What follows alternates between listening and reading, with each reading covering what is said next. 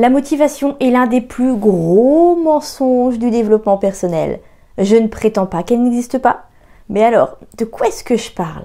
La motivation est en fait une vraie problématique de la productivité et même de toute activité en général, car elle induit qu'il nous faille avoir envie d'exercer une activité pour le faire.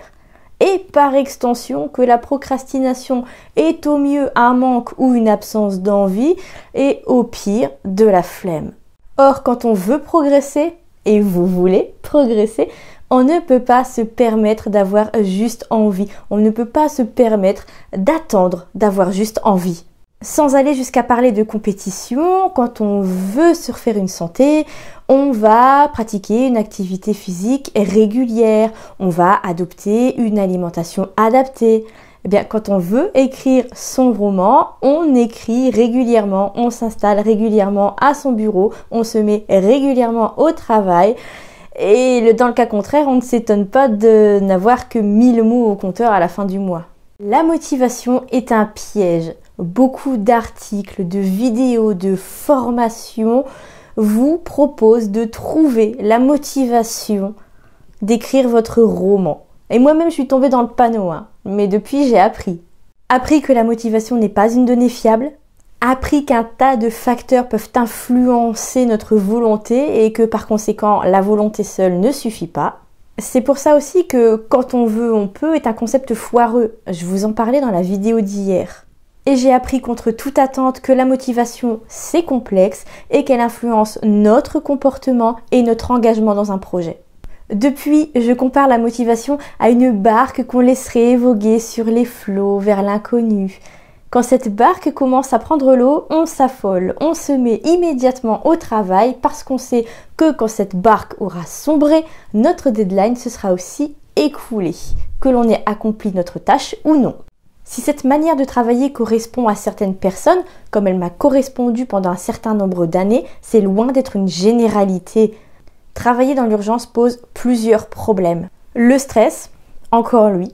Des prises de décision hâtives là où vous auriez besoin d'y réfléchir à 2 fois. Une moins bonne qualité de travail due notamment au manque de sommeil, puisque, encore une fois, on charge la mule. Une moins bonne qualité de vie, conséquence directe du point précédent. Épuisement, impact sur les relations interpersonnelles. Perte de créativité. Avouez que c'est bête quand on invente des histoires. Et c'est loin d'être les seuls problèmes. Je reviendrai sur l'épuisement et le travail acharné dans la vidéo de vendredi. Vous allez voir, on va terminer la semaine en beauté. La motivation est un fatras de facteurs émotionnels, sociaux, pécuniers, liés à la santé. Pourtant, on les écrit ces romans. Je suis migraineuse et j'avance dans mes projets. Alors, pas forcément sur l'écriture pendant une migraine. Je fais selon mes capacités, évidemment. Je fais aussi de l'hyperacousie dite douloureuse avec misophonie, c'est-à-dire que je ne supporte pas certains sons. Et pourtant, les projets continuent. Parce que je me discipline. Ce qu'on appelle motivation n'est rien de moins que de la discipline déguisée. Mais à ne pas appeler un chat, il se pose un problème de taille.